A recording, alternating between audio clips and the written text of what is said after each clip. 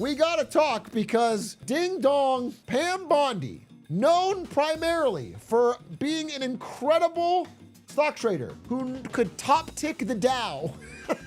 She called it to the minute. Pam Bondi, as of yesterday, was, well, according to Trump, transitioned to a much needed and important new job in the private sector, which is a very fancy way, if it's a government job, of saying, you're fired. You're fired.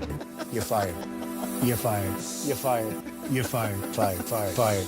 You're fired. Fired. Fired. You're fired. You're fired! Transitioning to a new job in the private sector. That's like your boss telling, yeah, you're to be announced later. Yeah, you're fired, bro. It's a much needed job that will be announced in the future. Well, what a hilarious thing to say. Anyway, despite being a great American patriot and a loyal friend who's faithfully served as the Attorney General, Donald J. Trump apparently put her in his limo, the Beast, and said, it's time, and told her to hit the bricks. And she said, do you think I could stay until summer and have a longer transition process? And he said no. So she's fired. Bondi's stormy tenure ends in dismissal. Bondi fired as AG despite never saying no to Trump. So I think this is very interesting because, first of all, it follows another firing, Kristi Noem, relatively recently, and future firings that seem to be coming. Like Donald Trump's administration, while polling low and dealing with turmoil from Iran, is now in a period of like seemingly a lot of change, a lot of shakeups. So what's interesting though is that Pam Bondi, who wanted a graceful exit, but Trump wanted her gone, basically operated 100% by the previous playbook that seemed to work for those in Trump land, which is like glaze him, talk about how great he is, and be loyal. Those are the three things that seem the only thing that mattered. Now that that system is starting to break down after 14 months on the job, it's seeming like cabinet officials are now worried for their jobs as he's kind of lashing out in panic. She had a feeling her days were numbered, but didn't expect Trump to drop the curtain quite so soon. So here's the thing, Pam Bondi's case is pretty unique because she was being sort of pressured from two sides here. On the one side is the side that we all generally dislike Pam Bondi for. There's a couple reasons, but the main one is her absolute botching of the Epstein files. And there was bipartisan agreement from this.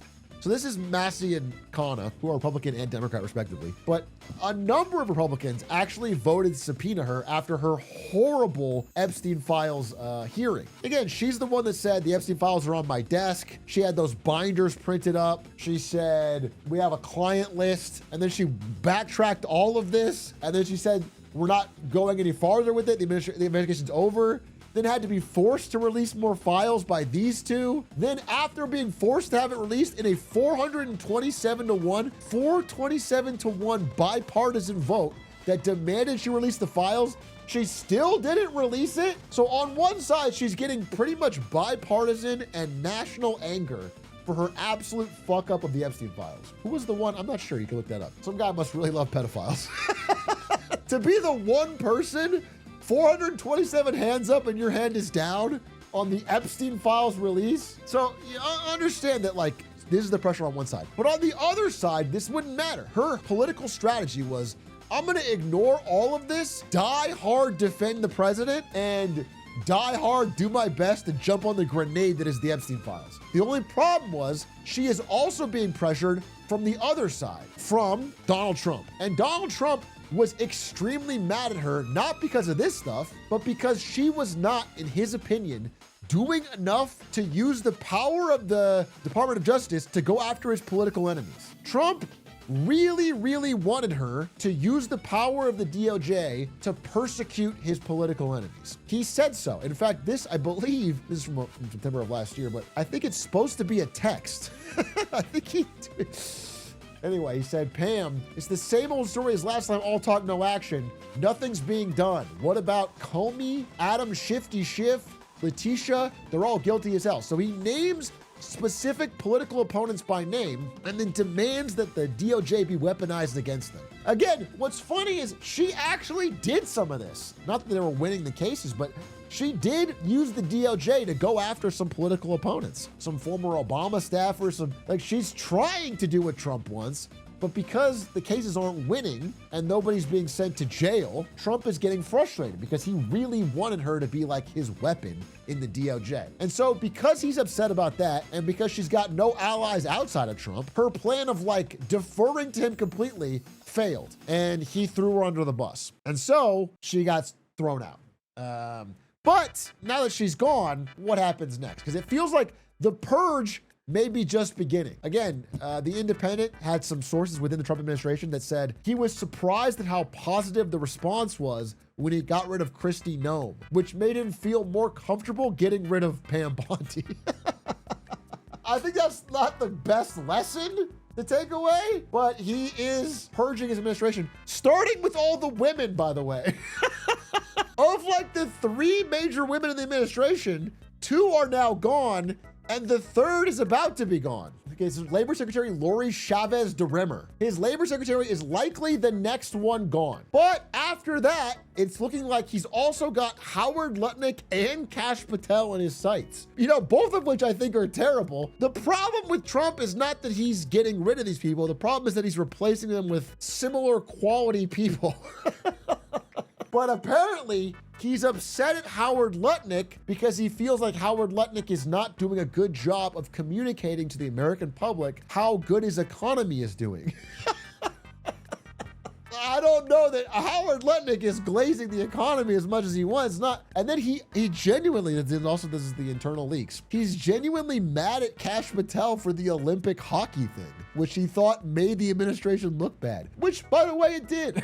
So, it's seeming like there's some purges afoot. He's trying to clean house and hopefully regain some momentum in the polls going into the midterms. The problem is, in this Pam Bondi situation, the people that he's replacing these people with are like the same. So as you can see from this tweet, he's replacing Pam Bondi with Todd Blanche. Now, if you don't know who Todd Blanche is, he looks like his name sounds. The unique thing about Todd Blanche is that every single photo you find of him, he's making this exact same face. Like head slightly tilted, double chin out, like grimace confused. Todd Blanche is quite possibly worse than Pam Bondi because Todd Blanche, his background is as Trump's personal criminal defense lawyer. He is the one that helped defend Trump not only from like post January 6th stuff, but he also defended him in like New York bankruptcy court and stuff. He's like, he's like Trump's personal lawyer. And so he's now gone from Trump's personal lawyer to the head of the Department of Justice. He's acting AG. And so he is much more likely to do what Trump wants, which is use the DOJ to criminally indict people who are his political opponents. That's like the seemingly next goal. The other unique quirk of Pam Bondi's firing that I think is really worth talking about is that after all the anger at Pam Bondi's hearing, where she said Dow 50K, there was a bipartisan vote. Now, not all Republicans voted for this, but at least 5 or 6 flipped, and enough voted to subpoena her under oath to talk about the Epstein files. Now, when do you think that's about to happen? It turns out it's happening in like 12 days. And so right before she has to go under oath on a private, on the record subpoena about the Epstein files, she's been fired. And they're claiming that she no longer has to do this because of she's no longer the AG. Now, obviously, there's a lot of anger about this. The House Oversight Panel is, after their vote, they're saying they're vowing to force her to testify despite being ousted. But it requires the Republican-controlled House to vote in their favor. So it's kind of a question mark. They got enough votes last time, but I don't know if they can do it again. People are saying, like, you know, Attorney General Pam Bondi has been leading a White House cover-up of the Epstein files. She has weaponized the DOJ to protect Trump and put survivors in harm's way. She will not escape accountability and remains legally obligated to appear before the committee under oath. Now, what's interesting is that she was called to testify by name, not by position. So technically, she is still supposed to testify, but you know, will it happen or was she fired specifically to bury this? It's tough to say. Like, I don't know yet. I think there's a lot of pressure to get her to testify. People are pretty angry, but I think it comes down to a House vote. So it's it's tough to say. It should happen. I don't know what will happen. But all the people on the House committee are saying they will try to force her. So we will see. What's interesting is if it does happen, I guess she has a lot more incentive to tell the truth now, you know, because her job no longer depends upon her constantly glazing Trump and defending him. She's been fired unceremoniously. So theoretically, if it does happen, some truth could come out. So interesting. But anyway, Todd Blanche is in, and Todd Blanche, again, I don't think is much better. I think he's actually just a more competent, more dangerous version who will not change anything regarding the Epstein files and will spend a lot more time persecuting political opponents. So I'm not totally happy about it, but I do think she was bad at her job. And so on some level, it's good to see her fired. And I am, you know, on a pure like Schadenfreude level, looking forward to seeing some of these people get fired. Because there is something cosmically beautiful about someone like Howard Lutnick, who literally treats glazing like a full-time job, who like opens every cabinet meeting by saying, Donald Trump, you've made the world the greatest place ever. We're in a true golden age. You are the God King Emperor. You are my light. You are my sun. And then he tells you you're fired. There's something like you've truly thrown away all credibility to just completely bend over and kiss ass, and then you get fired for it.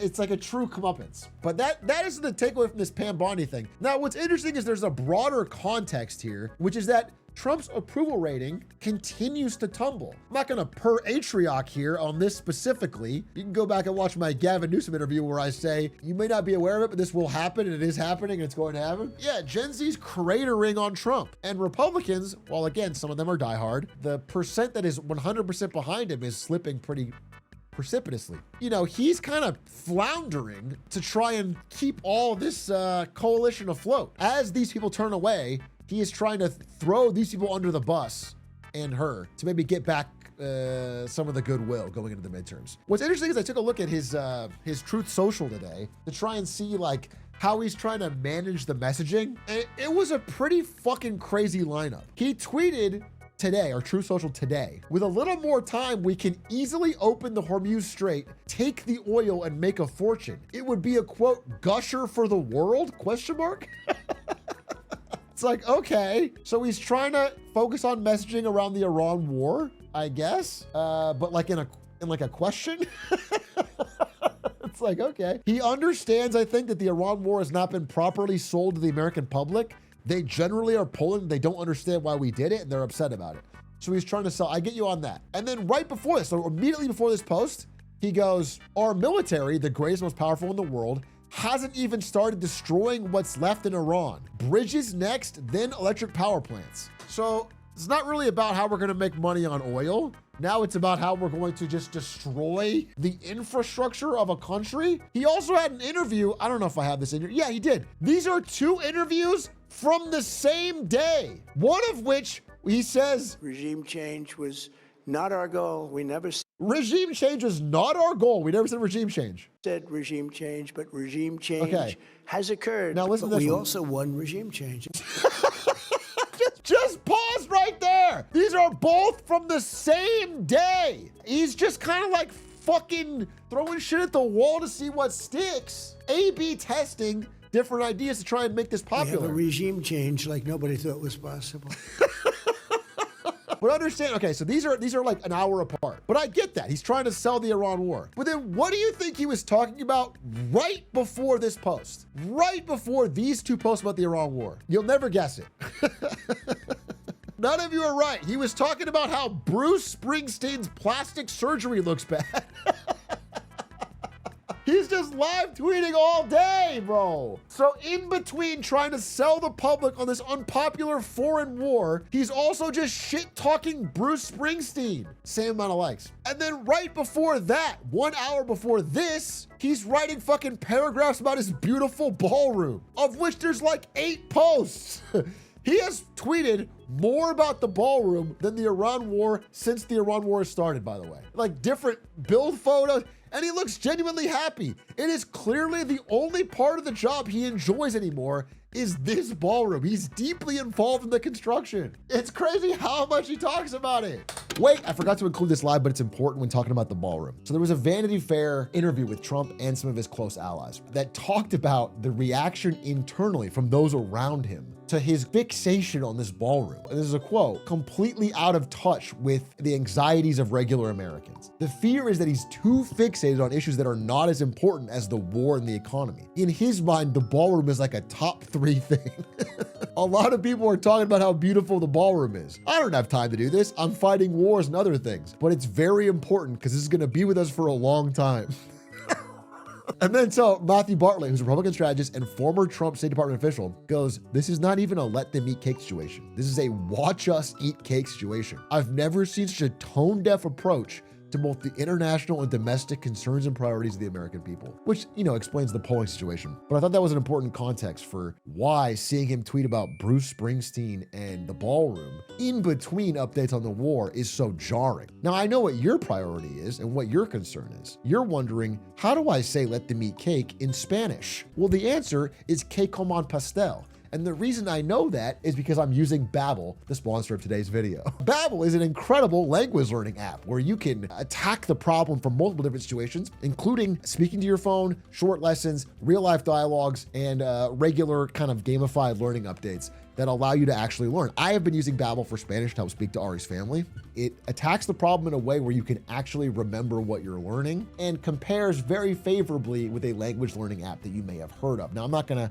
say the name of it, but I encourage you to do your own research and try to compare the two. You will find source after source agrees that Babbel actually is better for serious practical learning. So if you're interested in checking it out, Babbel's a sponsor that's now been with me for a while, and I'm actually using the product, so I'm happy to endorse it. You can go to babbel.com/big A and give it a shot. They have 13 languages available for you. If any one of these sounds interesting and you're seriously committed to learning, I think it's a great way to make it a part of your daily habit. All this combined is not really selling people. And again, people, even those who were die-hard MAGA, are smart enough to know the difference between these 2 posts, and this. We should have never gone into the Middle East. We should have never gone into the Middle East. Under my leadership, we will turn the page forever on those foolish, stupid days of never-ending wars.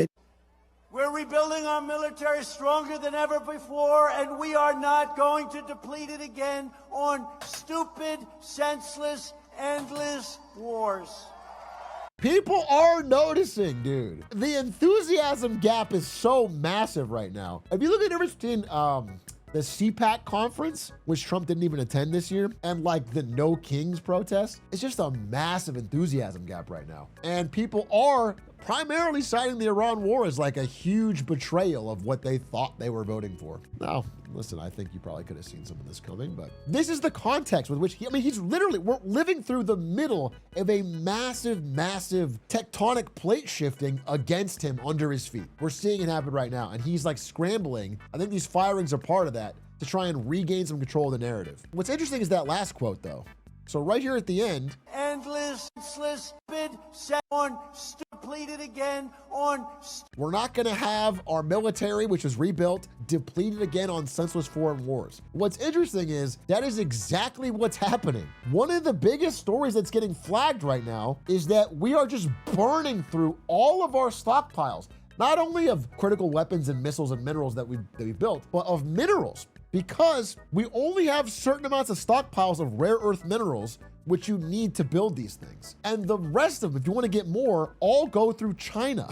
The truth is that the entire rare earth refining capability goes through China, and our stockpiles of rare earths are depleted pretty rapidly over all these fighting in the Middle East. And so this is gonna become a problem sooner rather than later. I don't see a lot of discussion being done on what'll happen when that hits, but there's a big question mark on that, especially in the interim period where we're trying to invest in rare earth minerals. At the same time, I wanna talk about one final firing, which kind of ties this all together, which is that today or late yesterday, they also fired the chief of the army, General Randy George, who is fired by Pete Hegseth, which is part of 24 different senior level firings in the US military that he's been doing. And the person he replaced him with is Christopher Leneve, who was his senior military assistant.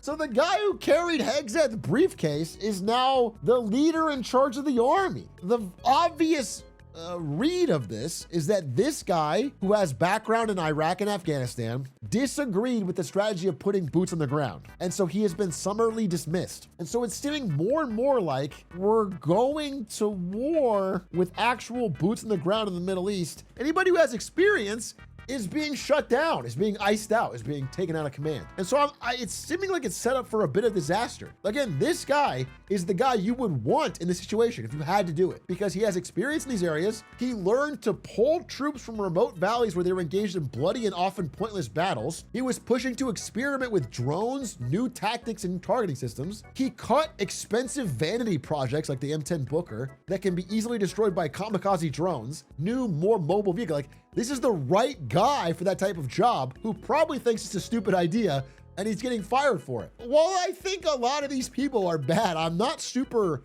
motivated by these fires. I don't think it's enough or the right direction. I think it's sort of like political floundering rather than a true change of heart in any way. But that's the update. At the very least, it is kind of cosmically funny to see Pam Bondi go from, you know, the Dow is 50K. Why are you talking about the Epstein files? To the Dow is plummeted and I'm fired about 6 months later, 4 months later, actually. I think that's like, there's a cosmic humor to that, and maybe the beginning of an unraveling, but not enough just yet.